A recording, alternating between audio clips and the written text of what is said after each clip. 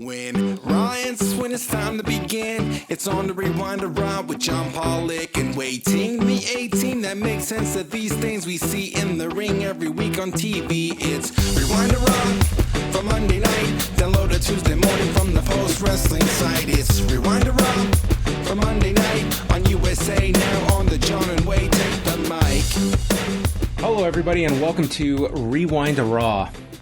I am John Pollock, along with Wai Ting, joined live here in the Post Dome. With all of the faces joining us on our LED screens. Yes. Post Dome. Yeah, well, next week. People. We're not changing it. We'll still be in the virtual environment. And I don't know if we're going to change for these shows anytime soon, like at least not after Raw. Because it's honestly just way more convenient for me to watch Raw and go right to my desk rather than, have to drive to John's house at 11 p.m. at night. I mean, to be fair, we weren't doing that before the pandemic.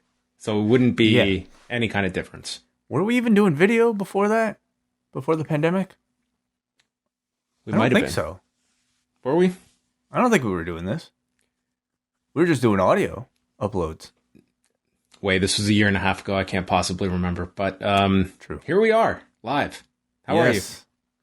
Doing well, man. Doing well. Had a coffee, good energy right now. What time did you have a coffee at? During Raw, actually. Yeah, me too. Yeah, one of those days. It was one of those days, yes. It was a very busy one. I've broken up Raw now. I've kind of got a formula, and I've worked in intermissions now to Raw. Oh yeah, how so? Please, I'd love to know these strategies. So usually I start Raw by about a half hour into the show. I was not ready to start the show a half hour in, so I waited till about 8:45. It was remarkable how quickly I caught up to the show. And I'm not skipping stuff. I'm watching everything. And I'm Oh, really? Oh, yes. Even the entrances? Like you're just skipping commercials and you're catching up? I pretty much got it running as, they're doing the entrances and such. The entrances are quick. Yeah. They're not these very long processes to sit through. But as soon as I'm close to getting live, timeout. See you in 25 minutes. Yeah. I've got other stuff to do. I'm way more efficient now. I can do multiple things during Raw. I get things finished. Not sitting here as my timer is live and I'm sitting through Raw rolls on. Momentum at stake. No, it's in some ways I actually kind of enjoy reviewing Raw compared to Dynamite. And that sounds crazy to everybody listening to this right now. But with Raw, like, I can take breaks. I know exactly what's happening. Oh, okay, big dive to the floor. Commercial time. Time to go to the bathroom or, whatever. I can plan my day around it. Everything is completely predictable. Oh, video package promoting Money in the Bank. Yeah, time to take a sip of my coffee. Whereas Dynamite's like, type. Commercial break? No, I gotta watch this thing in the commercial. Type. And they go right to the back and it's like this big promo. Type. Raw is just more like this casual stroll. It's a long stroll. It's a big park that I'm taking a walk in. I gotta cover every single path.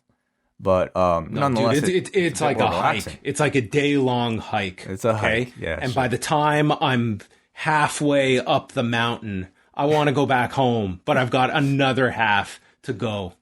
Whereas Dynamite is like, it's like a CrossFit class. It's like always something going on. You have no breaks. You have an instructor yelling at you the whole time. And by the end, you're exhausted, but you feel good. But you feel good about yourself because it's, you've been through a real workout. Yeah, I'm not, I will take the Wednesday pace over the Monday pace, but we will see. Variety's good. Is it going to change once there are human beings that are yelling? It's the end of the MP3 era. So we think. That's not a guarantee, is it? No, you're right. They better have this ThunderDome on speed dial if they ever have to go back to this. I'm certainly curious if there will be elements of, sweetened audio. I mean, there were before, but, will it be more noticeable? Will they be more kind of I don't know, liberal with its usage now that we've had a year and a half of it. Do you think we'll ever see a scenario where they're going to need this kind of environment in the next, I'm going to say, decade? God, I hope not, because that would mean some other form of pandemic would be in place, and I certainly hope this is the last one in my lifetime. I would hope so. I hope for that, but the realistic side of me looks at just where I could completely see another pandemic happening in our immediate future. Do not say that, John, please. I'm a realist. An air of optimism, at least in our neck of the woods right now. I really hope not. I mean, of course, anything is possible, but let's not be pessimists. Let's talk about the Summer Olympics coming up in a week and a half. Yeah, sure. Well, nobody will be watching it live, at least. No, they have built a ton of venues that are going to have no people in them. I know. Yeah, that's very strange. Well, that means New Japan is going to have people. The Olympics will not.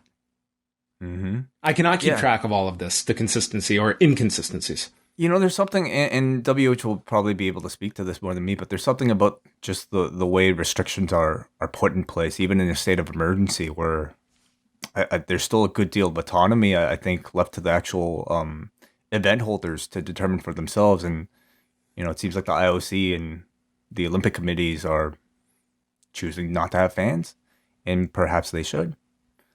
We'll talk a bit about the card that New Japan has now released, a full card for Wrestle Grand Slam at the Tokyo Dome. But up first, just looking at what is ahead this week at postwrestling.com. On Tuesday, rewind away, we are entering the 90s, both in numerical form and event. The 1992 Royal Rumble from the Knickerbocker Arena in Albany, New York, where, with a tear in his eye, Ric Flair enters at number 3 in the Royal Rumble. I'm not going to spoil anything because Wai has not watched this yet, because we're going to be reviewing this in several hours. So no better time than... I've watched most of it, okay? What? I've only got the Rumble It's Monday. left. Oh, yes, I know. I was a keener today. Okay, we're going to talk about this. This is a very fondly remembered show, but I'm definitely going to put an asterisk. This is a fondly remembered match, because there is a undercard before we get to this match, and I'm going to go off on one of them. So look forward to that. You didn't love the Bushwhackers versus the Beverly Brothers? Dude, if I wasn't so attached business-wise to my laptop, this would have gone out the window midway through that match. And that's after a considerable amount of time when we're talking the midway point of that atrocity. So that will all be discussed January 1992. Look out for it if you are a member of the Post Wrestling Cafe. Up next, they're going to be reviewing NXT that has Karrion Kross defending against Johnny Gargano. We got Gigi Dolan against Saray, and the beginning of the breakout tournament, Ikemen Jiro versus Duke Hudson. Yeah, is that Brandon Vink? Yes. Is that who that is? Yes. Duke Hudson. Okay. Duke Hudson. Right. That's going to take a while for me to remember. That's one of those such name generator type of names that I'll never remember it. Maybe a future tag team down the road with Adam Cole. Hudson Bebe. Good Canadian joke. Brandon got that one. Wednesday. What do we have on Wednesday? Wednesday, it is, of course, Rwanda Dynamite coming back live for all Double Plus patrons. So join us then. And also in the afternoon, of course, John Cena was shot in the dark. He actually showed up at the MLW Battle Riot show in New York. A live report on Shot in the Dark. Yes. Mm-hmm. So look for that on the Up Next feed. And then on Thursday, it's a big one. Huge. It's the season finale of Loki. And we'll be doing that one live for all Post Wrestling Cafe patrons at 10 o'clock Eastern Time. It'll be me, it'll be WH Park, and we've got the big guns joining us. Nate Milton joins us live for the season finale to talk about Loki. Are you all caught up yet? No, I have to watch the most recent episode. Okay. Well, love to know your thoughts. Maybe you'll call in, John. Will you be joining us? I might be. You never know. Perhaps. We'll see. Ooh, so that's Thursday, 10 o'clock Eastern. Check out MC later. And then Friday night, Rewind to SmackDown for all patrons, 10:15 Eastern. Saturday night, Davey Portman and the hardest working man, John Cena, they will have an Impact post-show after Slammiversary. And it all leads into Sunday night, Money in the Bank post-show with myself and Mr. Ting live for Double Double, Ice Cap, and Espresso patrons. What are you doing? PostWrestlingCafe.com. It's a very busy week, and I wanted to make special mention that on Saturday, John Pollock, myself, and a whole bunch of our friends from the post-wrestling community will be a part of Martin Bushby's BWE 12-hour live stream. This man is going to basically do the equivalent of a podcasting week for us in the span of one day. And Damn. why is he doing this, John? It is actually a terrific cause. He's doing this for to raise money for the Children's Heart Surgery Fund, and we'll be a part of it. He'll be doing interviews with a lot of people that you may recognize, people such as John Pollock, people such as Nate Milton, Jordan Goodman, Scrump, Will Cooling, Benno will be joining him throughout the entire thing. Andrew Thompson will be a part of this. So a lot of us lending our support here to Martin for an absolutely great cause. It starts at 12 p.m. British Standard Time, 7 a.m. Eastern Standard Time. So you can join him at mixler.com/BWE livestream. We have all the information. We'll have all the information on our social media ahead of time. An ambitious project from one Martin Bushby, and we are happy to assist and get the word out there. It's a really great cause that Martin is doing this for. So I'm looking forward to that on Saturday. I will be on. Are you and I on together, or are we on separate? I think we're on separate. Okay. Well, look out for that on Saturday. It's a 12-hour stream, Johnny. He's got to spread everybody out. I agree. There's enough of you and me. We can separate and conquer. All right, let's get into the news. The big item today is the passing of Paul Orndorff, a very notable figure in professional wrestling history, of course. One of the headliners of the very first WrestleMania, and someone that had, an exceptional athletic career before he got into professional wrestling. This was someone, he was born in Virginia, but was raised in around Brandon, Florida, and he became like a major football star in high school and then playing for the University of Tampa. He was a fullback, and then in university, he actually got moved positions, but he was, an extraordinary athlete just in not just football, but also he excelled in track. He was drafted by the New Orleans Saints, and then later had a cup of coffee in the Chicago Bears camp. Neither of those resulted in spots on the teams, so he never did play in the NFL. But that was kind of his exit from football after those camps, and then went into professional wrestling. And he was in Florida and got hooked up with Eddie Graham, who was the dominant promoter in Florida, and that's where Paul Orndorff went. And he was kind of just thrown in there with the likes of Bob Backlund, Jack Briscoe, Bob Roop, Hiro Matsuda, and trained for about 8 months and then went into working. He started out in Florida, and this is all pre-WWF, where he had substantial runs wrestling in Memphis. He went to St. Louis. He formed a tag team with Jimmy Snuka in Mid-Atlantic, and of course, Jimmy Snuka would also be part of that WrestleMania main event.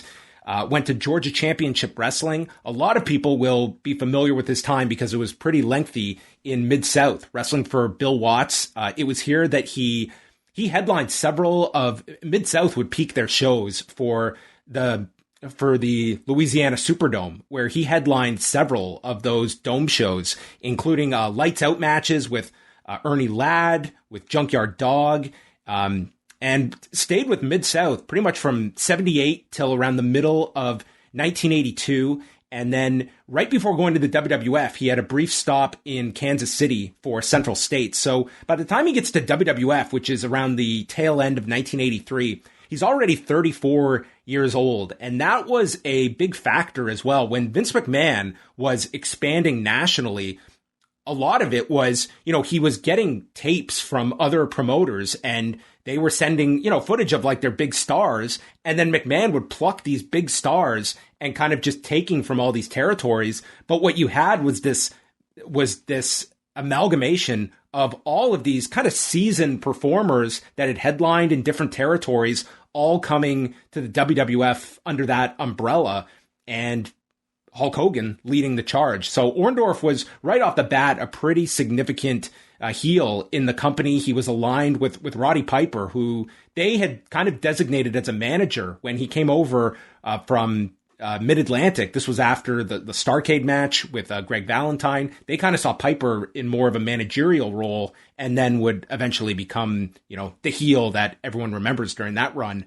But throughout 1984, Orndorff was involved in all of the buildup, the stuff involving Piper and Cyndi Lauper. He was right there, attached at the hip, and that leads to WrestleMania 1, where it's Hulk Hogan and Mr. T defeating Paul Orndorff and Roddy Piper. And it was a very important show for the company. It was across the country on closed circuit. They did about 400,000 tickets sold on closed circuit. So it ended up doing very well with that last week push. But they also canceled a lot of locations that were carrying WrestleMania. It was a very important show. They had staked a ton on the success of that show. And it was sort of in those last a couple of days in the lead up with the promotion of Mr. T and Hogan that made it into a very successful show.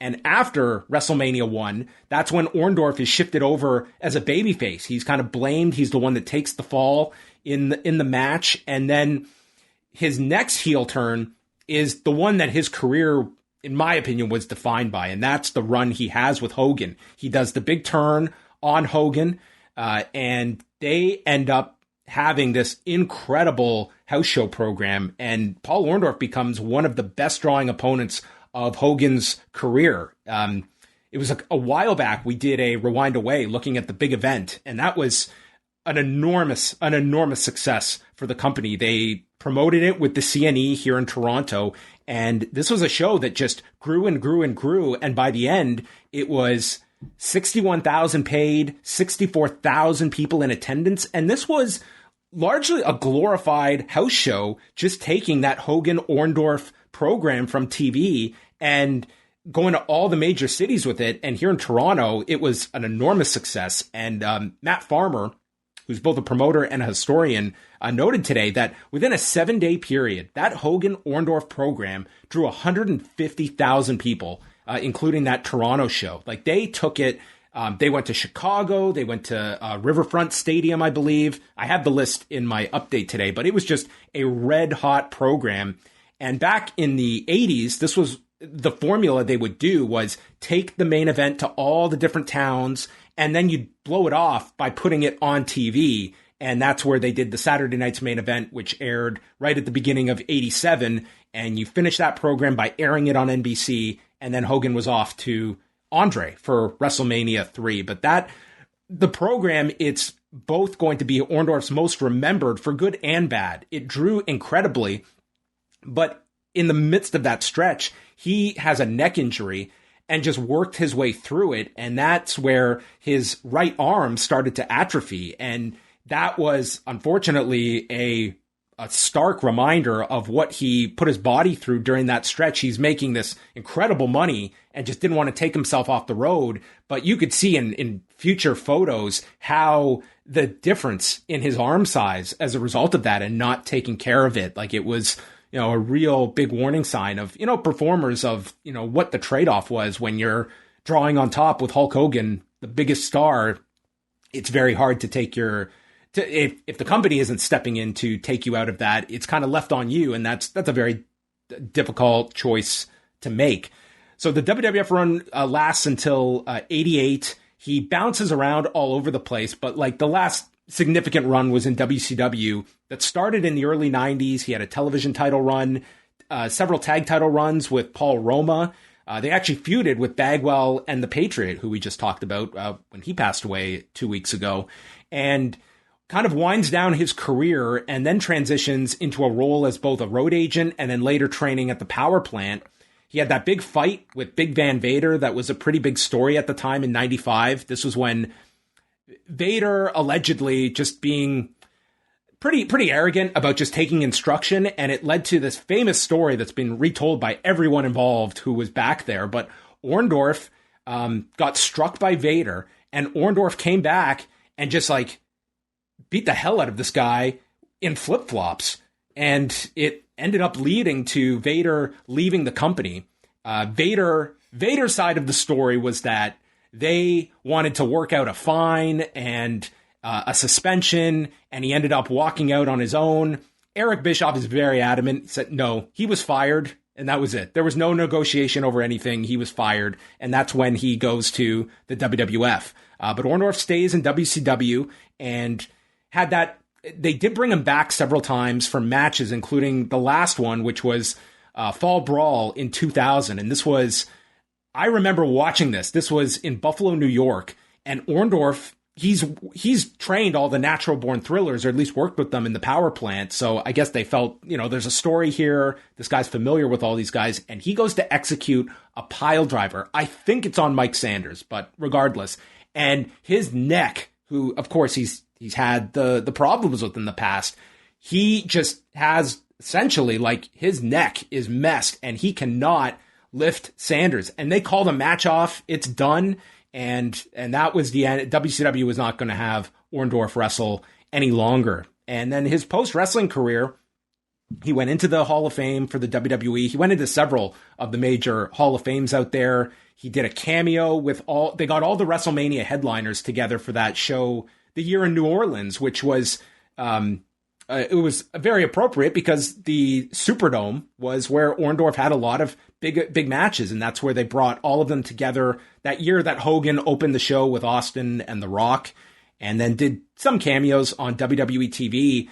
And then sadly, it's been, a lot of unfortunate health updates regarding Orndorff. He battled cancer about a decade ago, and then, had just been in declining health, a lot of memory issues. He was part of that concussion lawsuit against the WWE. Several weeks ago, his son had posted that unfortunate video of just the state that Orndorff was in. And he had two sons, one of whom, Travis, announced his passing this morning. But 71 years old, and I think someone that I just don't know if it's someone that, there's a lot of history attached to him. Yeah, for me personally, I started watching wrestling kind of after he had his prime. I remember really only being familiar with him through his WCW run. So he's a name who wasn't necessarily big enough to have really any significant documentary or DVD made about him, or even a TV special. He never got the WWE treatment, which to this generation, that is a factor of the stars that they tell that history with. Like Orndorff never got the DVD treatment. He did go in the Hall of Fame. They brought him in for Raw one year for Hogan's birthday, but he never got to be one of those big, like a Piper, for instance. Like he was never presented under that light. So I think that this week, there's probably a lot of younger people that are going to learn a lot about Paul Orndorff. Yeah, myself included. So thank you for dedicating that time and that research. You can read all of those notes from John's recap on postwrestling.com from today. Who was the guy he did that awful skit with in WCW? Was the name Gary Spivey? Was that it? Do you remember this? You are asking the wrong person. I don't remember. Some Professor Kevin says yes in the chat room. That is what instantly comes to mind of the early or mid WCW run with Paul Orndorff. It was he was on the Law once, and it was not a great interview, but I always remembered this answer because it was apropos of kind of the time period of some wrestlers with this mindset. It was Merrick who was doing the interview. And the question was, Paul, who was the toughest guy you ever worked with? And before he even gets the question out, Paul's just, myself. And Jeff says, besides yourself, Paul. And there's this long pause. I can't answer that. And it was like the guy, it really tells you like the mindset of like some of those performers. It was like, was not going to give an inch. It was like, I was the toughest guy in the room. No, and dude, Paul Orndorff was a really tough guy. Like the Vader story was proof positive of that for a lot of people. But you don't mess with a man in flip flops, man. No, never. No. As Kevin Nash said today, the toughest man in flip flops, Paul Orndorff. And he always made sure to include that in the story. I was wearing flip-flops. Anyway, so rest in peace, Paul Orndorff. 71 is, still young and unfortunate. They the nature of like what he was suffering from, like you really worry about that. I think long term when when people will, criticize us when we're constantly bringing up headshots and stuff like that, it's a reason. There's a reason for that we're not going to see the effects next week. It's years and decades from now, the compound nature of this. I watch, some of the stuff with like Masa Kitamiya in Japan. It's, where you're just drilling these guys in the head, and it's, Shibata was a really scary one because the effects were instant, but it's the accumulation that just adds up over time. It's definitely concerning.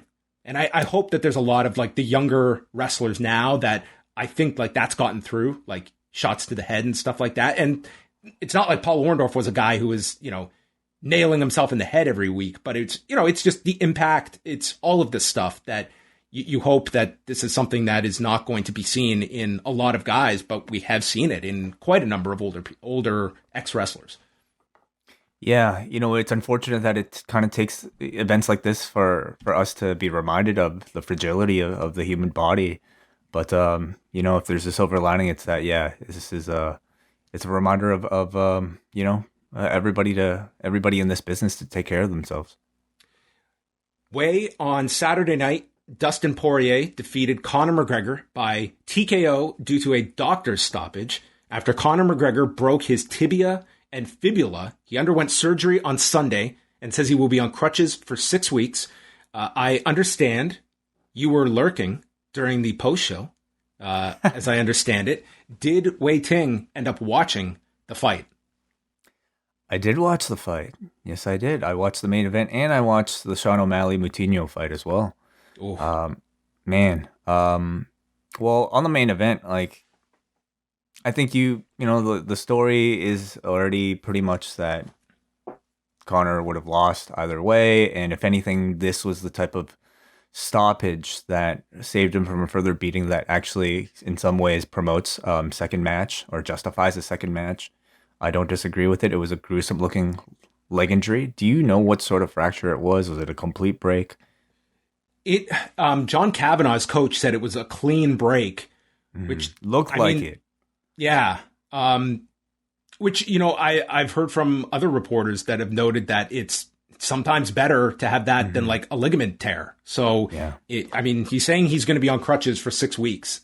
So we'll see what the timetable is going to be for Conor to, like, all indications from McGregor and his management is that he is coming back.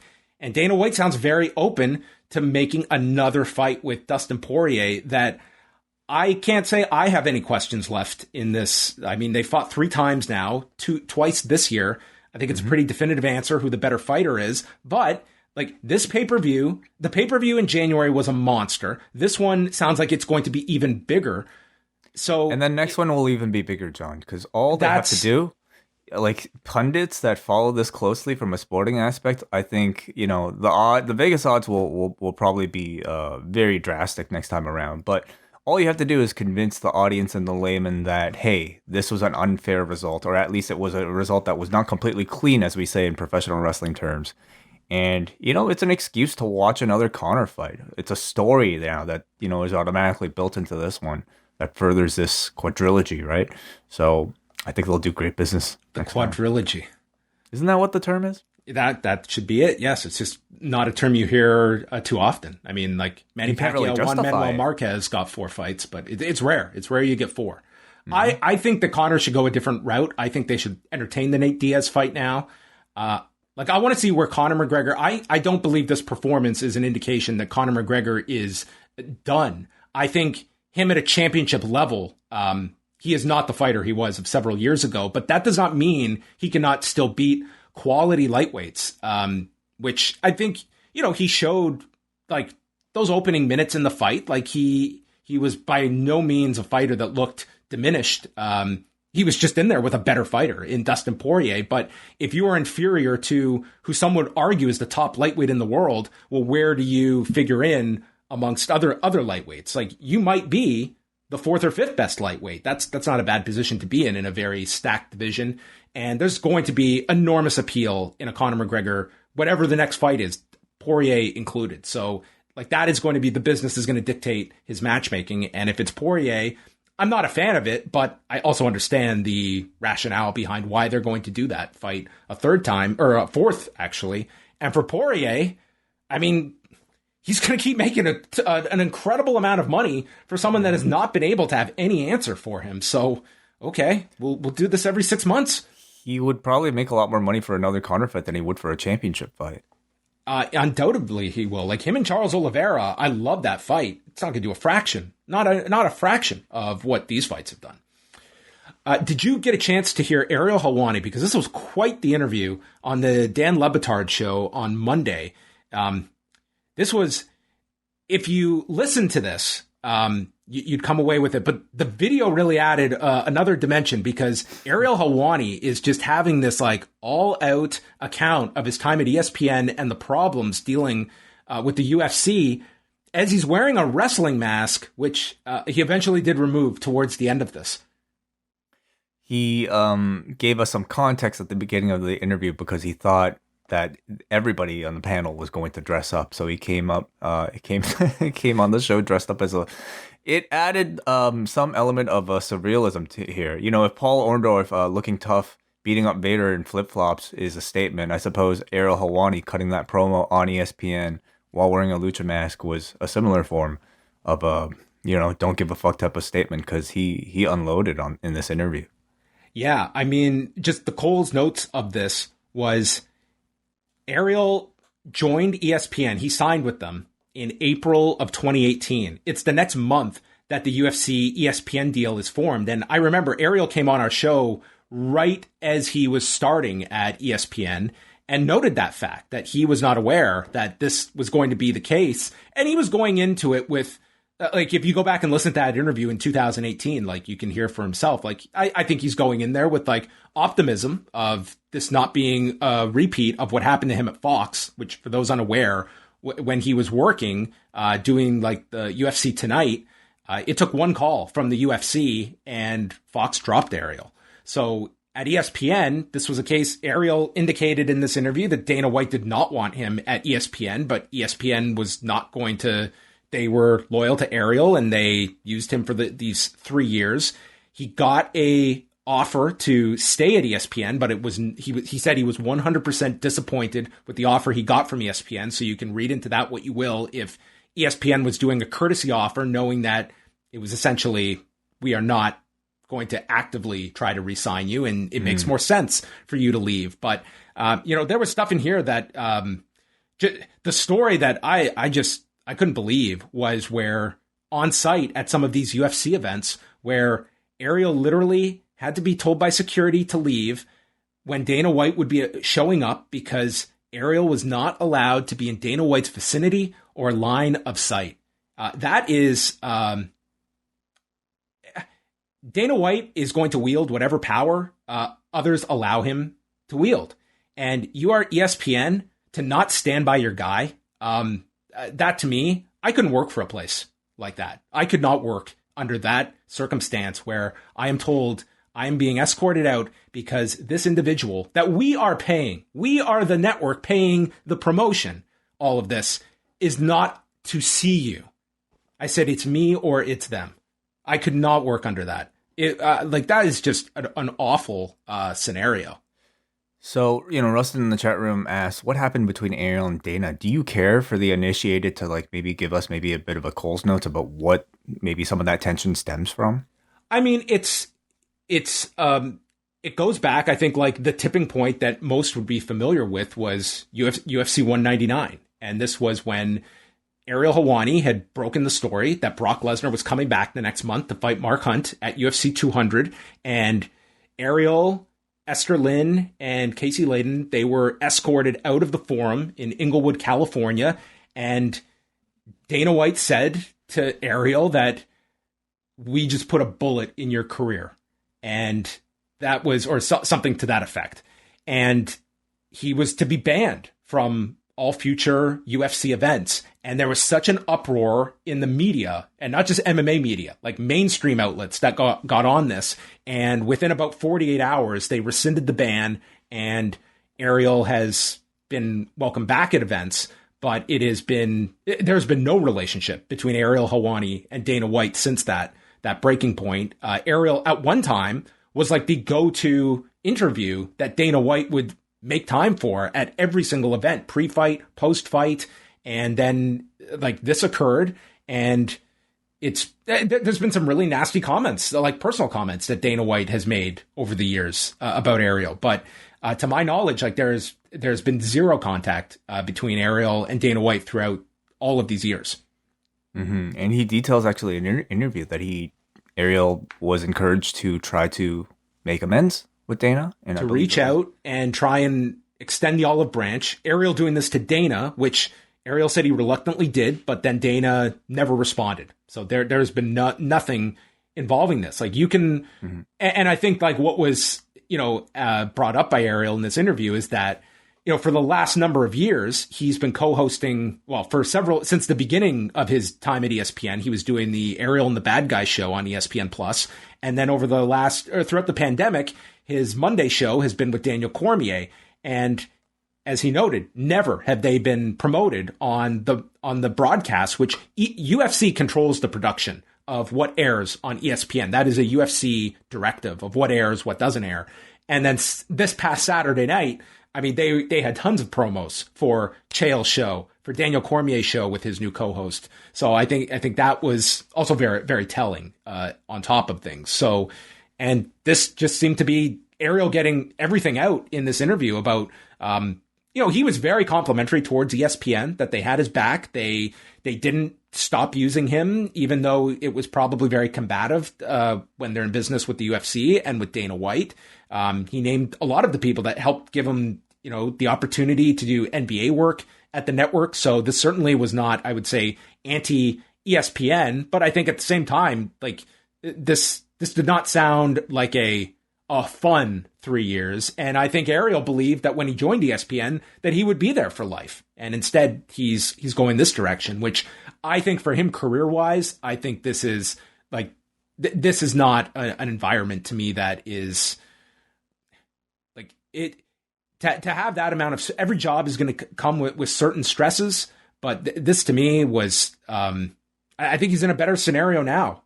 Oh, 100%. I mean, I don't know financially if he would be okay, but like to me, he said in this interview he is making more now.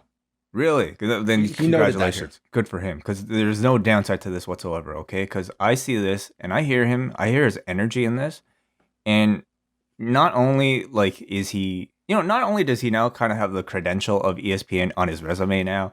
Former ESPN, whatever, like he's got that bullshit air of legitimacy that, people, his audience honestly probably doesn't really care about. But if he were to speak to, I don't know, whoever else, it adds something. But beyond that, he is fired up. This is like, like waiting on the sidelines for that hot tag, and he just got it. And he's going to unleash across several platforms in that lucha mask, diving off the top rope. He's going to be on fire. He's going to be hulking up. And I think the audience is right there with him. Like it's a story that I think a lot of us are familiar with, and almost everybody is on this guy's side. Fighters and the audience, of course, and of course the media. If you're a fan, if you're somebody who cares about free press when it comes to sports, like this is a story you should be interested in, because here's a man who is trying to control the narrative based on, who can or cannot report it, including the number one reporter in the sport. So I wish him all the success, and I know 100% he'll achieve things that I don't think he ever imagined. There's no price tag you can put on independence and having that not being beholden to anybody. Like there's no price you can put on that, and your happiness. I think like that goes without saying. I'd be remiss not to look at all of this, and you have to question, like, what will the relationship be between Ariel and the UFC moving forward, where he is not attached to ESPN. He is working with BT Sport, which is does have the UK and Ireland rights with the UFC. But how much of that matters, in your opinion, John? Like, he can cover this sport without being there. I agree with you. I think like there is a benefit to, on-site access. But I think for Ariel, as long as he is doing the MMA hour, like, fighters will go to him. And unlike what we would see in in WWE, for instance, like there are many disgruntled fighters that will not bite their tongue publicly that will gladly go and speak to Ariel regardless of the UFC. The UFC is not going to be able to have that power to stop fighters from going on his show. I don't think they have that amount of power to exercise, nor do I think they want to, as an antitrust suit is still ongoing. In WWE, it's very, I'm not going to say never, because there are times you can speak to WWE talent that will not have you go through WWE to book them, but that is the exception, not the rule. Mm-hmm. And he'll be covering wrestling too. He will be. He's going to be doing, he's going to SummerSlam to cover it in Las Vegas. Mm-hmm. Maybe we will have him come on as a correspondent. Yeah, we'll welcome him, definitely. All right. Last thing, let's just quickly talk about the Wrestle Grand Slam card. So they put out all their cards through the Tokyo Dome. So that includes the 2 nights in Osaka, the 22nd and 23rd, the 24th in Nagoya at Dolphins Arena, and then the 4th straight show in as many nights at the Tokyo Dome, which has Shingo Takagi against Kota Ibushi, who is not listed for any cards until next Monday because he is dealing with side effects from a COVID vaccination shot, but he is listed for July 19th onward. And then the rest of the Tokyo Dome card has new tag champions Tetsuya Naito and Sonata against Taichi and Zack Sabre Jr., Okada versus Jeff Cobb, El Desperado defending the junior title against Robbie Eagles, junior heavyweight tag titles with El Phantasmo and Taiji Ishimori against Ryusuke Taguchi and Rocky Romero. And there's a very good chance I am not going to wake up early enough to watch this. The New Japan Rambo, where the King of Pro Wrestling championship will be decided with Toru Yano's options that I guess will be decided with a fan vote, that this match will either be contested with handcuffs or blindfolds. For every participant? I don't know. In a battle royal? What good are handcuffs in a battle royal? I mean, if you handcuff somebody to the ropes, they won't be able to be thrown out. That's bad. I don't know how handcuffs would work. They will definitely... I'm just looking at the labeling here. I haven't read the explanation. I mean, handcuffs, how are you even going to get the ring? That's a big stadium. A blindfolded battle royal. I do have a morbid curiosity to see how that one would turn out. But you know what was like hilarious is that because of this state of emergency that went into effect Monday, they halted ticket sales as of midnight Japan time on Sunday, which would have been 1 p.m. Eastern. So this whole card was announced after the deadline to sell tickets. So none of these matches sold a ticket to this Tokyo Dome show. Well, it's all Shingo and Ibushi, honestly, at the top. And I honestly, the rest of the card is I'm sure in the night of, and I'm sure in ring, the results will be fantastic because every single person on the show is a good wrestler, maybe except for some of the people you'll see in the Rambo. But I mean, it's a show. To me, it's a one match show. That's the only match, and the main event is the only match I have a curiosity for. Everything else is fine, but to me, it's very standard fare, Korakuen Hall level, New Japan wrestling. And they're a company right now that this entire year, for a year and a half now, has been playing with a half deck, and unfortunately, it seems to be the best type of show that they could put on given the circumstances. I am just disappointed that given the circumstance and given the situation, they're not trying to be more creative with their matchmaking. They're not more creative in doing their promoting. Like, what better opportunity to integrate some Stardom talent onto a show than a show like this, to bring talent from outside companies? I know it's not necessarily what they do, but I think these are different circumstances. There's really nothing on this show for me as a pretty dedicated, but also at this point a pretty casual fan to want to invest my time into besides the main event. It's on paper, it looks like a very good card. It's like, I think every major show, it's great wrestling. It's like, I think you do want to come up, and to me, you're going to be fighting the atmosphere of this show. The Tokyo Dome, to me, is not an enhancer for the show. I think it's a detriment that you are going to have. They're not, if the cap is 5,000, dude, New Japan ain't drawing 5,000 people for this show. So it's going to be they're doing, like over the weekend, they were doing, I think they did 2,200, which was a very good number by New Japan standards. But like, I don't know. I don't know how creative you even get when you're booking all of these shows. Like, they've got Tanahashi and Kenta the night before and Tomohiro Ishii and Evil. So they're not even on this card. They have to put that star power the night before because they've booked Nagoya for whatever reason. And they have Osaka back-to-back nights before that. They're running Korakuen and Hall to death over this summer. You're going head-to-head with the Olympics, which I guess it really doesn't matter because the Olympics are not selling tickets now. I just feel New Japan, this pandemic has been exceptionally challenging for this company. Yeah. At this point, we just hope that Japan can make it through the season. And man, hopefully those numbers are better. And by the time the G1 comes around, maybe we can start to get some international travel. Maybe we can make some of the strong roster onto it and look towards, January 4th as sort of a big return. But yeah. All of the news is up at postwrestling.com. Today's quickly, update. John, because MJ asked in the chat room, do you have any quick thoughts about ROH? Because you did the report for it yesterday. I really enjoyed Sunday's show. It was one of my favorite ROH shows of the past while. They were back in front of crowds. I don't know what the exact number was. It was like several hundred that appeared to be there in Baltimore. Bandito won the ROH title. I thought a very nice main event. I didn't think it was match of the night, though. I think those two are...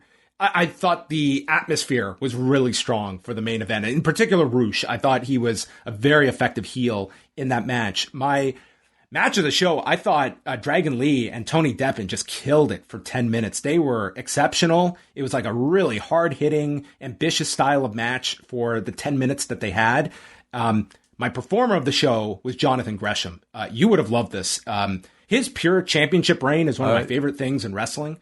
And went 19 minutes with Mike Bennett, who did a very good job, especially selling his shoulder. But my God, they built to where Gresham had used up 2 of his rope breaks, and Bennett fires back and finally hits this pile driver, and the 3 count is made, but the camera is shooting it from the other side, so you can't see that Gresham's foot is under the bottom rope, and everyone is reacting like Bennett's won, and then they reveal that, no, completely right call, the count was broken, and Gresham is now out of rope breaks.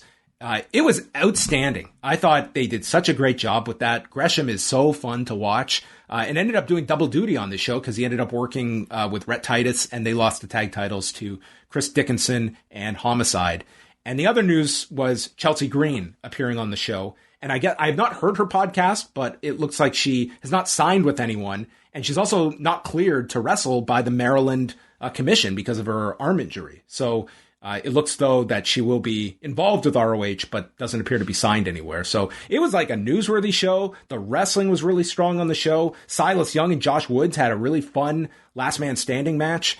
And it just felt like ROH has some really interesting performers. And this was a very good show by Ring of Honor's own standards, which is usually a pretty enjoyable 60 minutes to watch each week. And this was a very strong pay-per-view. I thought it was above what I was anticipating. It was a very well-worked show from start to finish. I would say the only match that I think didn't work for the crowd was EC3 and Matt Sydal that ended, dude, with Matt Sydal spitting in this guy's face, which post-pandemic, we never need to see a spit spot into a guy's face.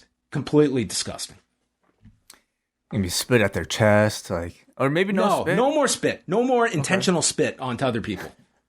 Can we make that a thing of the past? No more intentional spit on people. I'll send a memo out right away. And the final thing as well, Jake Paul, Tyron Woodley, August 29th in Cleveland, Ohio. You want to go? I was asked today by a reporter if I wanted to go to do this. And I don't think I'm not going to make my return. The U.S. has been clamoring for John Pollock, but Jake Paul and Tyron Woodley, I don't think is going to be the fight that brings me across the border. Yeah, I think we'll hold on to our passports. Seriously, if I was going to do if I was going to go down to Cleveland for that on the Sunday, it would almost make sense to stay there for the whole week and just go to Chicago. Oh yeah, same weekend. Well, this would be the Sunday of the week coming up, and you've got the Wednesday, Friday, Sunday, so it'd be like a week down there. Maybe there will be some that'll make a week out of it. They'll go to Jake Paul, Tyron Woodley, and then go to Chicago for the rest of the week. A bunch of AEW shows, yeah. Yeah. All right. All your news up at postwrestling.com. Check all of that fine work out. Are you ready, Wade? The final Thunderdome broadcast from the WWE. Let's do it. Well, tonight, everyone, it started off with, they did do a graphic for Paul Orndorff. This show was taped last Tuesday, so that was worth noting here. But I'm glad they at least got the graphic in for Paul Orndorff. I hope there is at least a video for Orndorff this Friday. You never know, honestly. It's a bit of a crapshoot about, who kind of ranks high enough in their minds to get a video and who doesn't. Something tells me I don't think we see one for Orndorff. And it's no online. They'll definitely put something on. I guess sometimes it's what makes the broadcast. I certainly see them putting up something online. To me, it seems to be like, how integral are they to the overall WWF story and to sometimes Vince McMahon's own personal relationship with a performer? I'm not so sure about Orndorff. The New Day came out, and MVP and Lashley are with the ladies in the back, and we start off with Bobby Lashley, Xavier Woods in a singles match.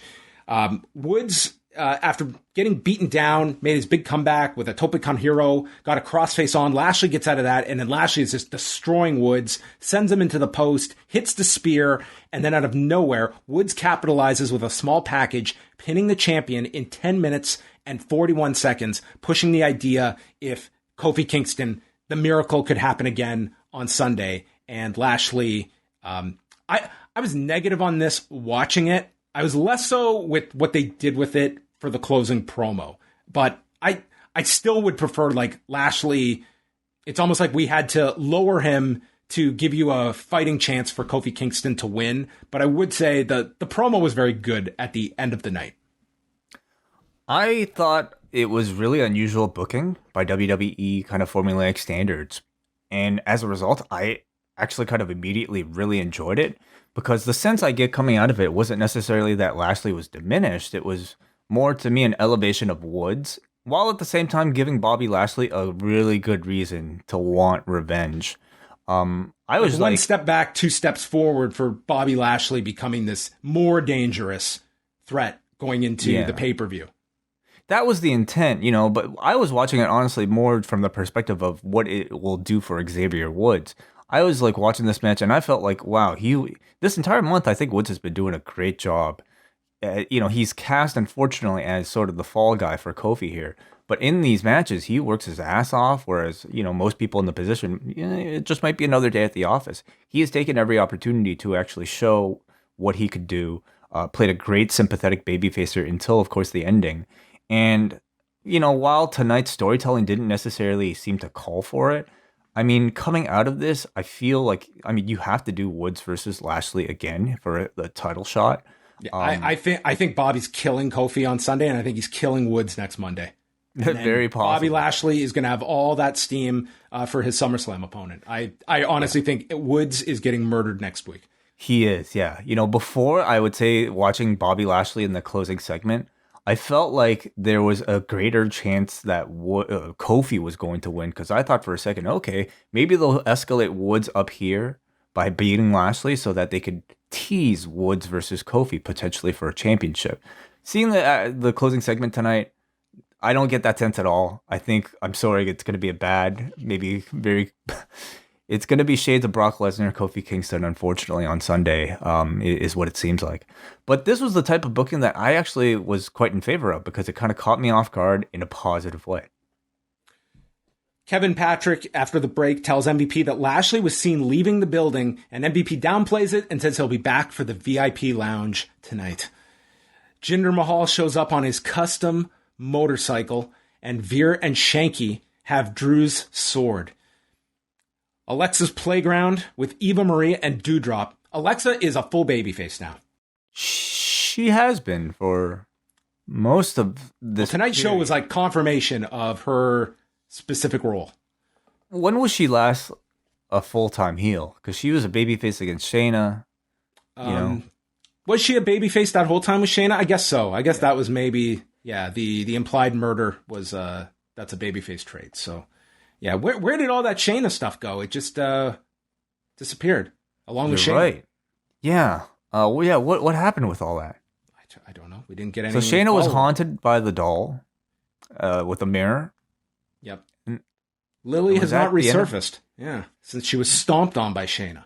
They've really scaled back on the liliness, these entire several weeks, and you wonder if that's due to feedback, audience reaction, audience criticism, or maybe they're saving it for something bigger. Oh, that's fan worthy when they bring Lily back. Mm-hmm. Eva just takes all the credit for the 8-woman tag and answers when Doudrop is asked questions. Eva's the star of Raw and calls this a dingy playground, and Doudrop gives a wave to Alexa before leaving with her master, Eva Marie. Mm-hmm. That is right. ESPY Awards. But on that note, I mean, sorry, just because somebody messaged me, and I'm sorry, I forget your name, but like somebody messaged me the night of Doudrop's debut on Twitter, bringing up the Doudrop name as a potential association to Lily, as in like a Lily Doudrop. I mean, there could be some sort of subtle, link that they've been teasing this entire time in the background that we're not realizing between Lily and or Alexa and Lily and Doudrop. What if Doudrop is Lily? Yeah, maybe that's why we haven't seen Lily so much. It's somehow this doll. Have they ever been on the show together? I forget. Yeah. How do you explain that? The doll has possessed Piper Niven? The doll has taken on its human form, and it's Doudrop.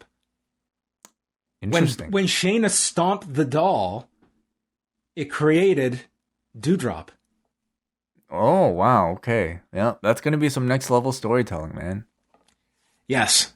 We'll revisit it in 6 weeks when that all comes together. So I guess this is our first shot of Sasha Banks on WWE TV since WrestleMania, winning the best WWE moment with Bianca Belair. Mm-hmm. Yeah. I was waiting for a shot of a best MMA fighter with Khabib. They did not show him during this. Best MMA fighter? You mean best UFC fighter? Because wouldn't that be the category?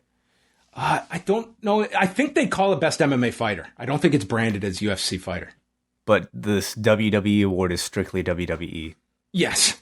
Okay. Yes, I don't think they're about as much legitimacy. I mean, listen, it's a very deserving. It's a great PR moment for these two. It's a great PR moment for WWE. But I get the sense there's not that much legitimacy to these ESPY awards. No, the ESPY awards, they have the sports awards and they have the entertainment awards, and those are the differences between MMA and WWE.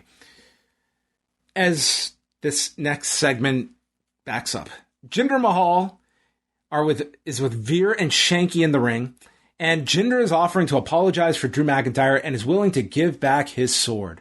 Drew appears on the screen, and they reveal that the sword has been broken in half in storytelling that I would have had my story sent back to me in grade 3 if I had given this as my lame out. Drew explains, "You've got the replica of my sword. This is the real sword." Yeah, the replica. So yes, Drew travels with a replica sword, which I wonder if they're selling on WWE Shop. I hope not. I don't know if they should be sending swords to wrestling fans. Drew is, you wouldn't believe his positioning here. He's right next to the custom motorcycle. And he proceeds to commit a crime and destroys this bike. He backed up. Dude, I thought he was going to Claymore this bike on the concrete. That would have been awesome. That would have been tough for him, but it would have been a terrible landing for him. But I was like, my God, he was backing up. I was like, he's got to Claymore this thing. Unfortunately, he did not. He might have destroyed the bike. He might have had a better chance because it was a little awkward watching him like rip parts from the bike. Maybe he should have used a clay. Like he should have used the sword on the bike. What good is a sword for? If you're not going to use it to slice up a motorcycle, it's right there, Drew. Come on. So next week, Jinder's got to show up and say, that was my replica bike. This is my real motorcycle. That's brilliant. And then you know what? They're going to have the match. Drew's going to pin Jinder. And then the other Jinder will walk in and say, that was my replica Jinder. That was Hinder. That was Hinder. And then Drew's like, it's just a whole thing of variants, of clones. The Clone Wars. And then they're gonna patch things up by realizing that the text was a different person texting that, and Drew would have responded, but it was sent to his replica half. Yes. What is happening to Drew McIntyre? It's like one thing like they nailed over this pandemic was Drew McIntyre, and now he's doing this program. I didn't think this was that bad, John. Honestly, dude, this is an awful program to be. The most offensive thing about Drew right now is the history teacher shit. Like, this was, to me, par for the course pro wrestling, WWE storytelling. Dude, did you hear the interview he did? I cannot remember the outlet he spoke to, and he was asked about story time. I think it was Scott Fishman, I think, that did the interview, and he was asked about story time Drew, and he said, the classic thing any performer has to say when they know it's garbage, but they have to put a positive spin. It's like, oh, I'm trying to add some, do something different, to have less of an edge and some fun stuff. And then the guy so clearly as a wink to his audience says, yeah, I, right before these stories, I don't have them prepared, but then I go into Riddle's room and he's burning that incense. And then I come out and I just have these wacky stories and I'm really hungry. Oh, wow. Cool. For the day that Drew McIntyre is no longer in WWE, this will be the time he's going to look back and it's going to be like, oh, I hated it. I was ready to leave. As soon as those checks don't say the people that are telling him to say this stuff, maybe we'll get some real thoughts about it. But this was not the worst stuff he's had to endure. Yeah, the build up to SummerSlam will, I guess. If this is going to be the match. No way. You think so? If Drew loses at Money in the Bank, what else do you have for Drew? So, I mean, I guess that largely depends on who is coming for SummerSlam, who they have available for SummerSlam. I can see Jinder being perhaps a backup program, but it's a bit of a weak one at that. To be at best, it's a Raw match. We'll see. SummerSlam is not that far away. Mm-hmm. Riddle is with Nikki. Riddle asks why she doesn't just fly to the top of the ladder. That's because she's almost a superhero, and therefore she can't fly yet. So we had our fatal four-way: Nikki, Ash, Asuka. You didn't care to go into the rest of the Riddle? No, I'm not breaking this down. I have my limits. These are just so awful, and they completely again underscore the absence of Randy Orton on these shows. And this was taped last week, so it's not necessarily news, but. Riddle with anybody but Randy in these segments is completely unbearable. Like Randy is just, I never thought this about him as a quality, but he's like a pair of sunglasses. He's a straight man. Well, he's like a pair of sunglasses with which to look into the sun. That is Matt Riddle's just awful backstage segments. They're terrible. You mean a pair of goggles? Goggles, of course. Yes. Night vision. So, Nikki, Asuka, Naomi, and Alexa Bliss. As Wai mentioned, this was taped last Tuesday. So, Naomi taped this the day after Jimmy's arrest. So, this would have been a pretty difficult day, I would assume, for her. So, half of this match was focused on Alexa because Eva Marie and Doudrop come out, and Alexa stares down Eva, who is able to deflect the hypnotic powers of Alexa, and then Doudrop attacks Alexa, throws her over the barricade and into the imaginary pond and disappeared behind the barricade, and they could not find her. So the rest of this match was a triple threat where Naomi, Asuka, and Nikki went through all of these near falls. Naomi applied this wacky looking submission on Nikki. I don't know what this was. Nikki appeared to be tapping, but the referee did not constitute this as a tap. So Asuka broke it, applied an armbar, more near falls, and then Nikki catches Asuka almost like a European clutch, but without the bridge, and covers Asuka in 13 minutes. So after losing last week, Nikki wins this week. And this is our 50-50 race to the top, where everyone is on everyone's exact same level. Well, who did Nikki lose to last week? Last week, she got pinned by, was it Nia? Okay. So, I mean, I think you're right. Something to that, like that. But I do feel like there is something. It was the 8-woman tag, and yeah, she took the fall. I think it was Nia. I think so too. But I do think there is some consistency in this booking because it seems like it is Nikki being placed above Asuka. No, Asuka. It was Doudrop. It was Doudrop who pinned her. Oh, Doudrop pinned her. Okay, fine. Doudrop is at the top right now. She pinned Asuka. She pins Nikki. And we know right now, using our math, that Nikki is being situated above Asuka. So I do feel like there is some consistent booking. And, Asuka fans aren't going to like that. But your projects this month are Nikki Ash and Doudrop, and both of those people are being booked strong, including Nikki. She's winning clean here. I didn't have an issue with this. I thought it was pretty decent in terms of a closing sequence, and really, above all, just continued focus on Nikki Ash. No matter what you think of the character, I do think they are, pushing her in a believable way. That was a great explanation, and it allowed me to double check. I was right the first time. It was Nia. Oh, then I take my point away. Well, she won this week, so none of it matters, Way. They each cancel one another out. An awesome segment here with the Viking Raiders. Ivar says that AJ has insulted their way of life. Vikings are some of the most spectacular and rugged people on the planet. They have excellent hygiene. The ladies love it. And AJ is going to learn to respect the Viking culture. Eric then tops that by saying he has the tall task of tackling the Colossus Omos. And Omos would have given Bjorn Ironside a fight for the ages. I'm hoping Drew gives us a lesson on Bjorn Ironside. Maybe he was a co-founder of Bellator.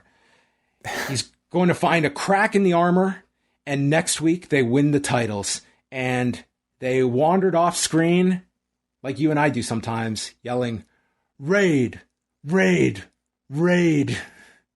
Fuck. These are not even humans. These are like these... Oh, dude. I don't know what it is, okay? It's like, oh, man. You remember War Machine. You remember these guys in NXT. And, like, to me, it's like, I'm watching this Royal Rumble 1992. Like, this is exactly in Vince's wheelhouse. This type of tag team as straight up like these destroyers. Somehow they come up to the main roster and it's like fucking turkey legs. It's like decathlons, which I'll never forget. I'll always bring up every single thing with the Viking Raiders attached to the decathlon. It's the karaoke stuff. And now, in an effort to like, I suppose, make them relatable. Oh, I felt such a kinship with these two. I really realized the parallels. So their characters now is not that they're Vikings. It's that they are human cosplayers who have such a close affinity to the Viking culture that the reason we want to cheer for them is because the heel has insulted their way of life, their religion, basically. This was like Ivar explaining the merits of the Viking culture, and somehow I'm supposed to like want to see this guy get revenge for AJ Styles. Like, it's ridiculous. Like this is just taking us further. They're completely overthinking it. Just make these two barbarians who just destroy. I don't want them to talk anymore, because it's not done them any help. Just come in and destroy people with your violence, like show me that you're Vikings. You don't need to like tell me about like fucking Bjorn Ironside, a Norse Viking chief and legendary king of Sweden who appears in Norse legends. According to the 12th and 13th century Scandinavian histories, he was the son of the notorious and historically dubious Viking king Ragnar Lothbrok. It would be the equivalent of like, turning on like wrestling in 1992 and having like the natural disasters give us lessons about like hurricanes and like, like here are the biggest earthquakes. Like, I don't care. I just want to see a bunch of guys destroy other people. And they've gotten so far from that it's just, oh man, this was terrible. So then AJ and Omos came out to further insult the Vikings and getting off their wooden boat. AJ's going to break Ivar's leg. And now all of a sudden, this tag title match is no longer on Raw next Monday. It's now on the pay-per-view. Which I'm wondering if they just shuffled this when they lost the women's title match and put Bianca and Carmella on Friday. And now this is just going to fill the slot that they had earmarked for Bayley and Belair. Because they really didn't make any reference to this in the promos. It was just a graphic they had. Yeah, why not? Shuffle it. AJ and Ivar were actually on their way to having like a pretty fun match together. Like AJ works really well with like these athletic big men. And I would say like the only negative here is that this just ended so quickly. We got like a little bit of like offense from Ivar, which is rare in these spots. He got hit by a Pele kick and then caught him with a seated senton out of the corner. 344. And Byron summarized what this means for Ivar. Momentum, momentum, momentum. Yes. Which is obvious bullshit based on the outcome of this next match. Momentum is a total fantasy. Well, I think momentum, is a good way to counterbalance the lack of momentum later on. Or what is the opposite of momentum? Friction? Momentum. This program. You want to build up your momentum so that if you encounter friction afterwards, you end up in a 50-50 state. So I think that's what we had here. I agree with you. It was a fun little match. For the importance of it in the grand scheme of things, I actually felt 3 minutes was fine. Yes. Part of me says, okay, it could have been a bit longer. The other side of me is like, I'm getting this 8 more times. So yes, we'll get that match. Omos versus Eric. The first Raw singles match for Omos, which if you're going to pick an episode, do it on the taped show where you've got 6 days to take care of it. And therefore, I still didn't think this was all that great, Way. Dude, this dude cannot do a lot. It is a very, very small drop-down menu of what he can do in this ring. I don't disagree with you. Yeah. But, that's, to me, part of the art of professional wrestling, especially when you have, like, these kind of very superhuman beings, like a really tall guy in Omos who, whose main attraction is his height. You do what you can to accentuate his strengths. And I actually thought he showed a lot more charisma, a lot more intensity and confidence than the previous times we've seen him. He was doing a lot more posing, a lot more trash talk in the ring. And I think in the WWE, the big man game relies a lot more on those theatrics than, say, being able to pull off like spectacular moves. I'm glad his finish is the tree slam, because that is what I thought of during this match, that this was Eric having a pro wrestling match with a tree. Yeah. Omos stood stationary. Eric came at him with leg kicks and just like wrestled around him. He jumped and Omos had to catch him for a bear hug. And then Eric got out of the bear hug. He fired up and Omos ran him over. AJ yelled, "Finish him." He finished him with the tree slam and he pinned him in 323. Yeah, it was Groot. Had a match with Groot. That he did, yes. Yeah. So the momentum was extinguished for the Vikings. It was just a way to promote this tag match that's coming up at some point. It promoted it so well. Yep, I upgraded my WWE network to the version that airs programs that are advertised in advance. It's a select tier. Yeah. They spent a whole week promoting an interview or a bio, and this secret version of the network airs it. Oh, nice. Yeah. Worth it. We got a highlight of Sheamus' nose breaking last month with Humberto Carrillo. And Sheamus, with his face shield on, is telling Pierce and DeVille that they're making him defend his title or he'll be stripped. Pierce and DeVille should have told him, hey, Tom Billington had it way worse than you. Bad back. Got to get down to Tampa. Here's your $50. We need that tag title. Lucha House Party congratulated the New Day. New Day congratulated them on beating T-Bar and Mace. This is great. Yeah. And then Woods, this is the most interesting part of this, asked Lucha Party how their SummerSlam party is coming along. I wanted more details about the SummerSlam party the Lucha House Party is planning. They're scouting locations at the moment. Wow. We get an update that Lashley has returned to the arena. Don't know where he went.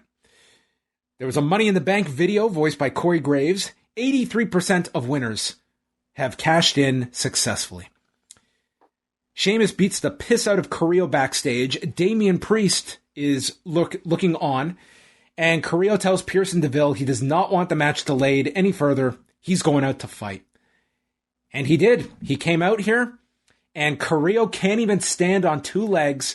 Sheamus hits him with a bro kick and pinned him. And I kid you not, 18 seconds. Meaning, if next Monday on Raw, that all of a sudden Carrillo is going to have a whole arena chanting a word, then this could be the second most famous 18-second win in Sheamus' career. Ooh, interesting. What would they chant?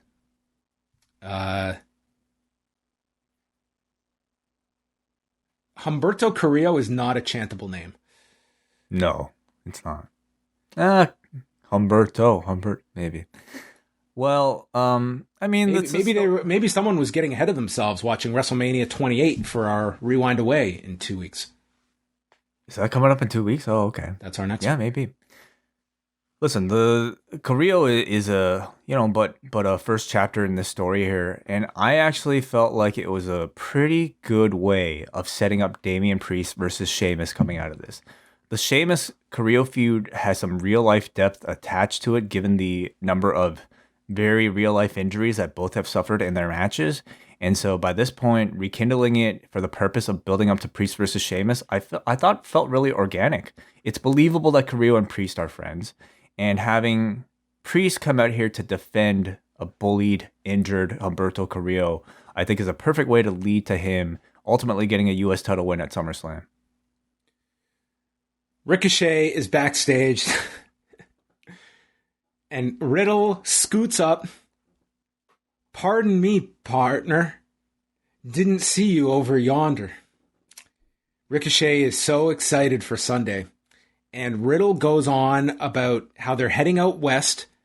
So he talks about a Western spaghetti burrito and his favorite Western film, Toy Story 2.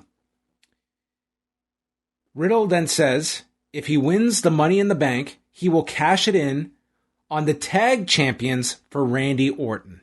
Ricochet thinks this is a flawed idea and doesn't know if Money in the Bank works that way for tag titles. But before we can get a decision, we hear surprise splash holes, and there's Morrison and Miz squirting them with the drip sticks, and then Miz runs over Riddle's injured foot, and as Riddle is holding his foot, and these two morons have just wheeled off in the wheelchair, Ricochet is just so upset, and he goes, "Why would you?" Ugh. Like Ricochet wanted to have an honest discussion about what would possess a man to do such dastardly things as squirt a guy with water and then roll over his foot. I rewound this and watched it 3 times, and Ricochet's reaction, "Why would you?" was better each time. And it ends with Riddle saying, "Drip, drip, it'll go down high noon style."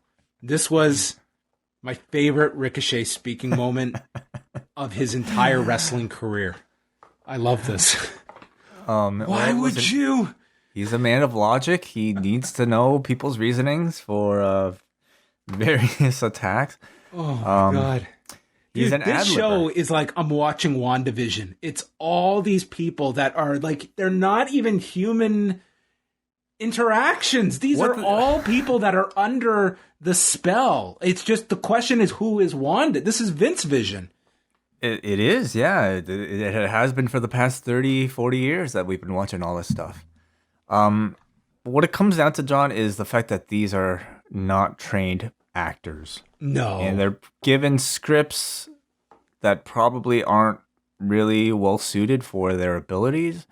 And as a result, you have just perhaps the most expensive, the most watched broadcasts of bad acting on TV that's out there. It's part of what makes professional wrestling so unique. Is the fact that we watch some of the worst wrestling. I mean, outside of pornography, I suppose we watch some of the worst wrestling that exists, probably on broadcast, and we keep coming back because it's not the acting that they do well. It's all the other stuff that they do well.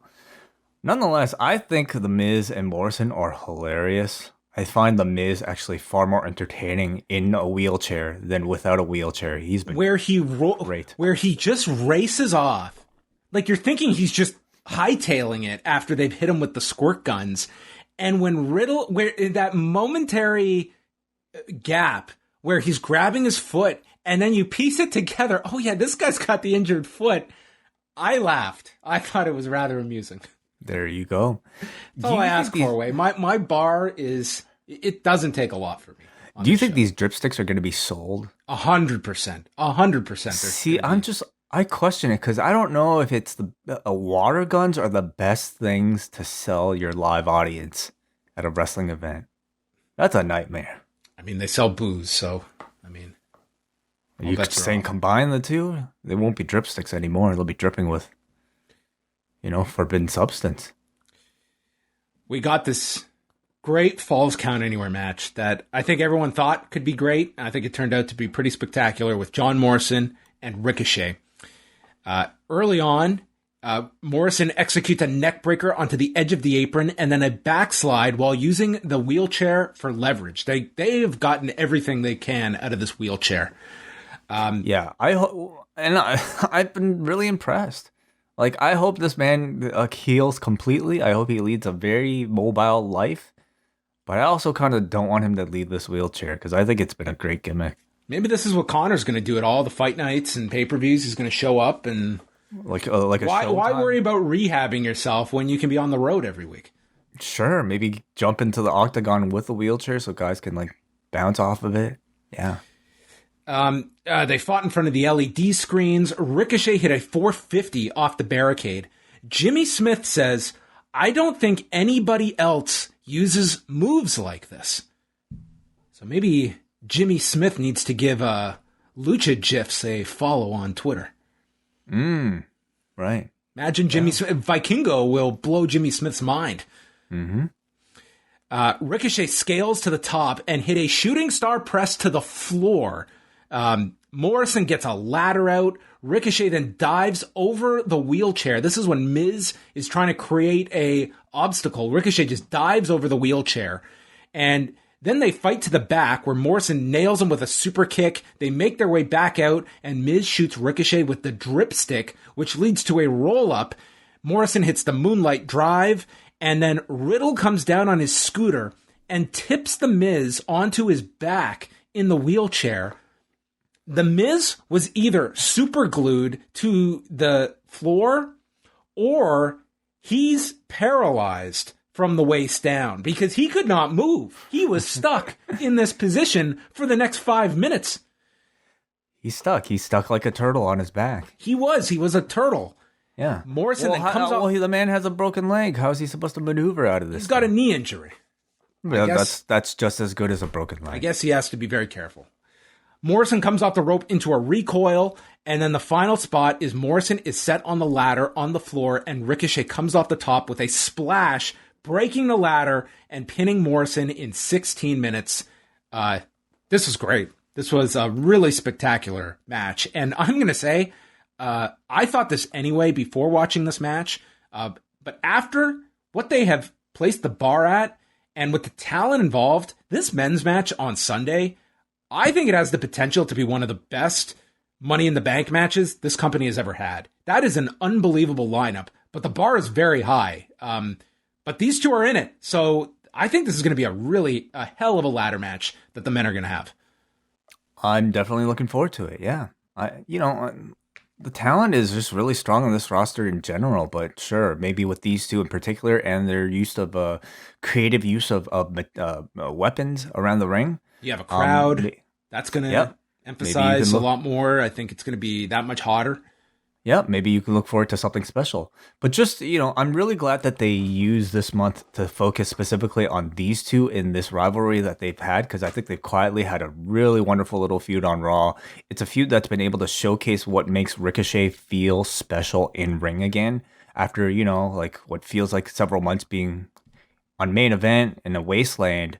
I feel like he's taken this feud with Morrison to prove how creative and how athletic they both are. And it's wonderful that they're able to create something with that ability and that chemistry together beyond a formulaic 3-minute Raw match. I think their use of the Miz in the wheelchair has been used to great effect, and I thought it did a pretty good job overall this month of rehabbing Ricochet heading into Money in the Bank. Sometimes, like, I wish they would be upfront with us about how many matches that they're gonna have with one another. Because even though all the matches were, hey, yeah, I think you and I John should have 3 matches, and we're going to have shitty finishes for 2 of them. Well, I hope they wouldn't have shitty finishes. One was really shitty. The other one, the double count out, I was fine with the crossbody off the barricade. To me, just being upfront about it. Hey, we're gonna have a best of 5, okay? Like, treat it like a baseball schedule, where these teams are gonna face each other 5 times. It's gonna be the same game. 5 separate single times. Wait, it's often not a best of 5. If you said the number, you'd be pretty dumb. What do you think that conversation would have been like back in March between Big E and Apollo? The problem is, they have no plan. They have no foresight to be able to say, okay, at the end of 5 weeks, we want to get to here. But if they did, I wouldn't mind this philosophy of them constantly rebooking the same matches just to get the same faces on TV every single week. If each one meant something, if at the end we could tally them all up to give us some meaning about who ultimately won the battle. So, that's my only ask, because otherwise I thought I've enjoyed all 3 of these matches that they've had. Schreiber is with Natalya and Tamina, and Natalya has a foolproof plan.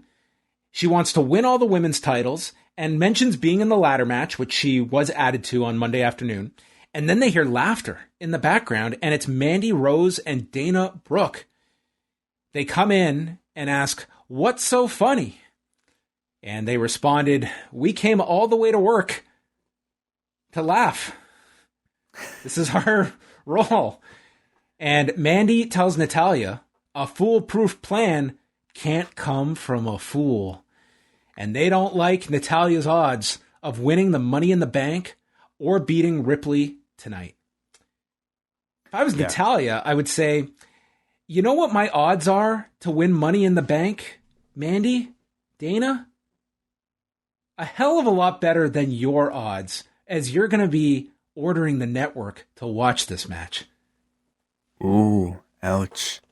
Tamina just shoved Dana, and I was waiting for her. The gall. That was not the line, John. The line was... That's some damn gall. That's a damn gall. Like, what the fuck? She said, so for people who don't watch SmackDown, it was like the most awkward segment that they had on Friday, where it was like, Natalya says one thing, and then Tamina's like, gives this awkward pause before she comes back. Yeah. And that's a damn gall. Like, what? That could be a new saying. Oh, damn gall. Like, it's a brand new type of saying. So that should be on his shirt, dude. You know what? There's a lesson to be learned on tonight's show. If you're a performer and you ever freeze in a live promo setting, just about any scenario you can carve your way out of with 3 words. Okay? It's a reaction to anything. Why would you? Why would you? Yes. These are like very little. These are things like you and I will forever attach to these characters that I don't think anybody but the people that listen to these shows will understand. Because it's like Heath Slater. Every time I see Heath Slater, I still think of Breath Tasty. Breath Tasty. And nobody else will get that but the people that might listen to these shows. Yes. I'm sure you can find the interview, which was done just days before WrestleMania 28, our next Rewind Away in 2 weeks' time. Oh, there you go. Following the script.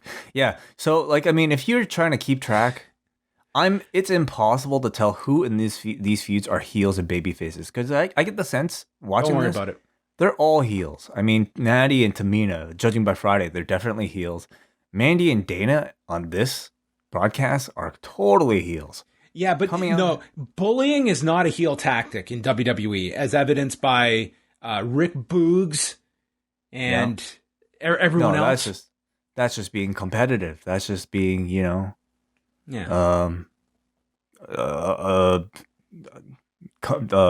challenging.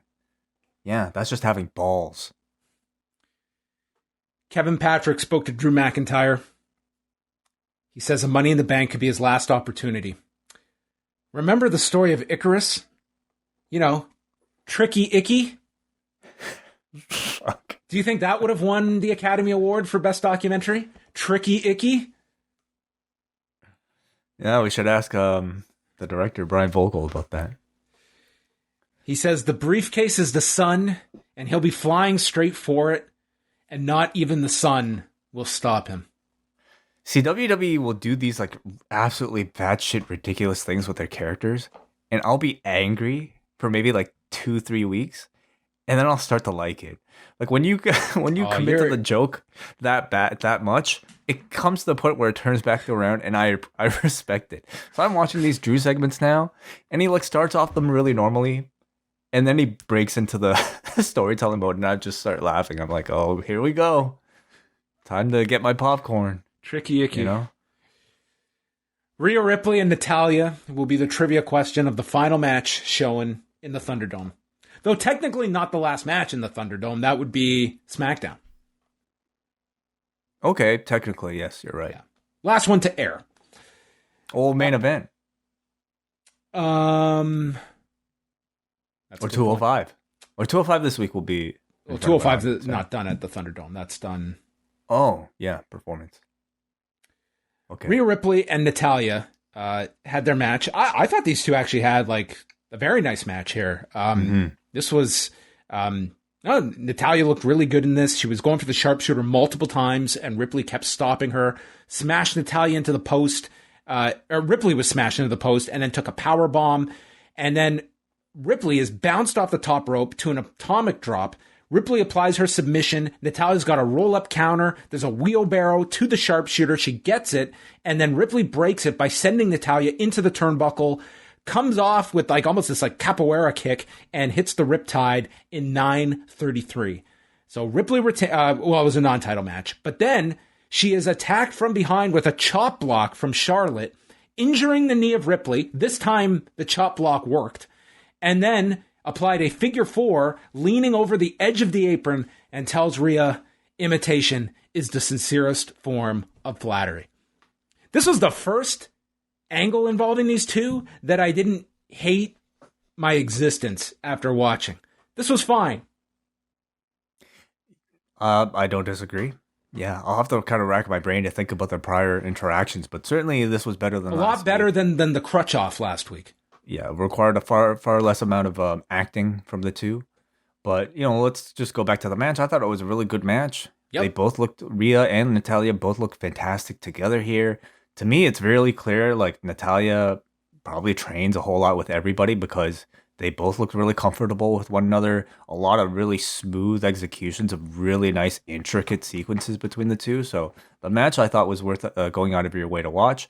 Maybe not the best timing to book Natalya to lose clean after announcing her for the Money in the Bank, but who knows? Maybe this is their way of teasing that she's going to win it all. So you have that. But beyond that, I guess Rhea and Charlotte is the match that we're putting all of our attention to. It's been a terrible, terrible build for these two, but the match could be good. The match that ended in a DQ that has no stipulation coming back with it. So in theory, Rhea could do the identical thing she did last month. You're right. Yeah. Well, they'll super glue it this time. Charlotte was interviewed in the back and is asked, Charlotte, was that a preview of what's to come this Sunday? No. I'm losing this Sunday, and I think I'm going to get injured. She should have gone into a history lesson about, like, I don't know, North Carolinians or charlatans. She said, it's not about the pieces in the game, but the players. And she learned from the dirtiest player. It's game over for Rhea Ripley this Sunday in Fort Worth, which I can only hope wrestling produces a third game over. Oh, wrestling move. Yeah. Sure. Maybe Why not? Last segment of the Nightway, VIP Lounge. Lashley is with the women. They call out Lashley multiple times, and then out comes Bobby Lashley Corbin. What, because of the vest? He had to look all disheveled. Thought this guy's like just had gone and realized his stock had just plummeted or something. Lashley said, I've said enough. He sends the women out because I want to speak to MVP alone. In the ring, in front of thousands of screens on television. He tells MVP in private, I heard that someone relayed this conversation to me. Kofi was right about me losing my edge and getting soft. It's gotten so bad, I lost to Xavier fucking Woods. And you're trying to cheer me up with champagne and women? This bullshit needs to stop. I have to destroy every soul that steps up for this title. And he proceeds to destroy the soul of the VIP lounge. He wrecks this set. Lashley then looks into the camera. He's going to tear Kofi in half and dismantle him like a custom motorcycle. He hopes that Kofi's ready to fight, not just for the title, but for your life. I will put your body in a box and send you to the circus with the other clowns. The circus is dead, and after Sunday, so will your career. Mm-hmm. Man. Yeah, this was the most I think Bobby Lashley has had to say in a segment while he's been champion, really maybe during his entire WWE run at this present, during this time. And it's the most emotion he's been called to convey in a segment. And I thought he did great. He was able to tell the story that they wanted, and that is to show that this is a Bobby Lashley that is pissed off. He's done with all the nonsense with the VIP lounge and all that other shit. You know, he's a Bobby Lashley who is hungry, and this is Rocky 2, you know? Or what is it? Rocky 3? What am I thinking about here? Well, all the Rockies, okay? Where like Sylvester Stallone trains in really lavish lifestyle. 3. And then he has to go back to the desert. He's got to go to like train in the mountains in Russia. He's got to go back to, you know, You're Philly. jumping all over the franchise right now, but I think every Rocky is like this, okay? Oh, he's rich now. He doesn't have to take training as seriously, and then he loses. So like, you know, this losing to what is it? Losing to Woods was basically Apollo Creed dying, and now he's coming back. Maybe So, maybe that's why they chose Xavier Woods, aka Consequences Creed. Oh, there you go. Boom. Yeah. Exactly. Kofi Balboa That's this exactly Sunday. why. That's exactly why. So I thought he did a great job. They definitely had a lot of us scared for a moment when Lashley was left in there with MVP, thinking that this might have been the moment that they were going to break those two up. And I have to feel like that was intentional, either to sow the seeds for an eventual breakup, or to at least put us on a bit of a roller coaster. Because I do not want, though Lashley has done a great job speaking for himself, I never want to see him break up with MVP. I think it's a pairing as perfect as Brock Lesnar and Paul Heyman. You know, the only time I could see them doing it is if they want to turn Lashley babyface, but I still think you keep him with MVP. I mean, to me, they could be a great babyface act. So anyway, what did you think of the segment, John? I like the promo a lot from Bobby Lashley. I think it was needed. It was not, I mean, you know, take it or leave it with this match on Sunday. Like, I think they've done a fine job building up Kofi, who he's really in this lame duck position. I think from the moment this match was made, I think people, I don't think too many people are seeing this as more than a pay-per-view that Lashley is making a defense of the title. But I think Kofi's cut some great promos, And we got a really great one from Lashley here. So I think they've done a pretty good job with things. But I see Lashley. I think that Kofi and Xavier are there as the setup for whoever Lashley's opponent is at SummerSlam. And he is going to ransack these two over the next week or so. Well, I do think we'll get a more substantial matchup. I think we'll get a very dominant performance from Bobby Lashley, and then it'll be call upon Kofi to, play like a very, very sympathetic underdog, probably getting beaten up for a majority of that match. I just simply hope it's longer than the Brock Lesnar match, and I think it will, since it's a pay-per-view. With what people, main events? Like, what goes on last? Oh, I think Reigns and Edge goes on last. Though I'll say, I wouldn't want to be following this men's ladder match, wherever that's positioned. That is going to be, like, Ricochet, Morrison, Riddle, Drew, Big E, Kevin Owens, Nakamura, Seth Rollins. That is incredible what they have potentially with that ladder match. I think that's going to be out of this world. Given that this is a Money in the Bank, anytime we talk about any sort of world title match, we have to think about the possibility of a cash-in given, depending on where the ladder matches are placed. Who do you think leaves with at least the Raw Championship on Monday or Sunday? Lashley. I think so too. What do you see for him at WrestleMania SummerSlam? I think that it's like when you look at the options of who's there on the roster now, like I don't see Drew and there's really no one else. I think when you have to, like, if you're looking like outside of WWE, I mean, your options are, I mean, people are going to look at, like, Daniel Bryan would be a huge surprise. We know from his own, like, revealed the fact that his contract calls for 2 matches a year. That would put Bill Goldberg in there.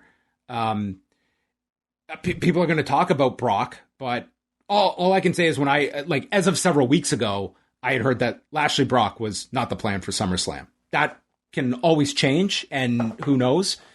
So, I mean, those are some options that come to mind. Can they do the Goldberg thing again? I just feel like we've been through that so many times, for these big shows that they've just gone to the well one too many times and too close to one another, where I really feel like his limitations are really exposed now. Yeah, I think it'll be a big match, but I'm not ready to buy into another bell and whistles. If he's done the one match this year, so if he has one more left, your options would be probably SummerSlam, Survivor Series, or Saudi Arabia. And if not, like, let's say, as Lesnar, like, I don't think, like, throw Lesnar out and Goldberg out. Like, where are you going with Lashley for Raw if you're throwing those out? I mean, they've done the stipulation with Drew. I mean, they can pull some sort of shenanigans with the Money in the Bank to perhaps get around that. But I definitely don't want to see another Drew Lashley match. And depending on this Kofi match, could there be enough life? What they're doing with what they did with Woods, I find at least interesting because it at least opens up, a few more doors about future matchups for Bobby Lashley. Not to say that Woods and Lashley would be a SummerSlam match, but inserting Woods into a potential title picture, and I hope they keep Kofi within that title picture afterwards, might at least present some other interesting possibilities for matches. But unless it's one of the names you mentioned as a surprise, I can't really say anybody on the Raw roster is sort of that, like, must-see headline attraction name. No babyface has been built up on the Raw side. Mm-hmm. So, so we've got the 2 ladder matches, Lashley and Kofi, Rhea Ripley and Charlotte Flair, Roman Reigns against Edge, and then AJ and Omos versus the Viking Raiders. 6 matches announced for Sunday in Fort Worth, Texas. And tonight's Raw at forum.postwrestling.com gets a 3.63. You guys are way too harsh. Either that or somebody's just bombing it, because I enjoyed this Raw. I thought it was logically, like, pretty solid for the most part. I'm not going to say everything was. I thought that you had some really good matches, actually. And Rhea, Natalya, Morrison, Ricochet was good. Sewing the pieces for, Damian Priest and Sheamus.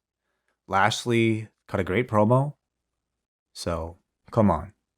So, based on that was 30 minutes of really strong stuff on the show. It was more than 30 minutes, John. Come on. Morrison and Ricochet went 16. Ripley and Natalia went under 10. Are you including Lashley commercial promo. breaks? Yes. Okay. And how long was the Lashley segment? I mean, his promo was what, like 3 minutes, 4 minutes? But even Lashley and Woods, I would classify as a pretty entertaining, logical segment. All right. I listen. I thought it was a fine show. I thought there was some good stuff on the show. I'm not going to go Certainly crazy. not a 3.2 show. 3.67. Let's be fair. 3.6 show. You guys are crazy. All right. That's going to wind things down. But thank you to everybody. Oh, do we have a piece of feedback? Carl. Riddle. Do you see the mid-card being his ceiling? Could you see him winning the briefcase on Sunday? I could see it. Yeah, certainly. I mean, when we're talking about the lack of baby faces on Raw, Riddle and Orton are up there, and Riddle would at least be something fresh. If you were going that direction. Yeah, I don't throw out him as a possibility. I guess the question is like Randy Orton and where they're going with that. Sure, yeah. I mean, I think Riddle is a leading candidate, actually. They can continue the tag team, RK Bro, with Matt Riddle holding the briefcase and Randy Orton just stewing in the background that this idiot somehow is in a far better advantage for capturing the championship than he is. And eventually you do that match, maybe for a briefcase, and ultimately with Riddle, becoming the victor. He, to me, would probably be the leading candidate in that match. All right. We'll be chatting about Money in the Bank plenty this week. We're back on Tuesday with Rewind Away. We're going back to 1992 to talk about the natural disasters, Skinner, and a personal favorite of Wai's, the Repo Man. So look out for that. If you are a member of the Post Wrestling Cafe, $6 gets you access to all our bonus shows, all of our archives. So check all of that out. And then we're back live Wednesday night, Rewind a Dynamite at 10:15 Eastern for Double Ice Cap and Espresso patrons. So look forward to chatting with all of you this week, and go check out the brand new 4 Pillars shirt at store.postwrestling.com. Yes, a beautiful, beautiful shirt. I got to see WH Park in person. Really? The other day. Yeah, I dropped off a dad hat for him in store. So he had the, it was really interesting because we're still operating under COVID regulations, of course. And WH had to write down a description of every single person that walked up to the comic book floor at B&B. So it was just really amusing watching him okay, girl with lots of books. Like every single person. He was really busy. I felt bad kind of bothering him, but I just want to look at this sheet and WH Park has to analyze and basically re-describe what every person is in. This is all for contact tracing? I guess for keeping track, yeah, of some sort. Wow. So I went out Friday night. This will be our last story, and then we'll sign off. But I went out on Friday night with my friends, and it was to go through the whole process of you had to give your name, your number. Mm-hmm. Yeah, some places aren't even doing that. I'm not surprised. I'm sure some are just not going to. It's I don't see it as a big deal. So, but I imagine some people are probably going to be less giving of information. You Google my shit. My whole life is on the internet anyway. I talk for 6-7 hours a week on the internet. So what do I have to hide? Everyone knows your thoughts on everything now. Everything's out there. You could piece everything about Wai together from your digital path that you have left for everybody that goes years down the rabbit hole. All right, that's it. We've gone long. Thanks to everybody for tuning in live, downloading the show, what have you. We will be back later on this week. Postwrestling.com. Goodbye. Good night.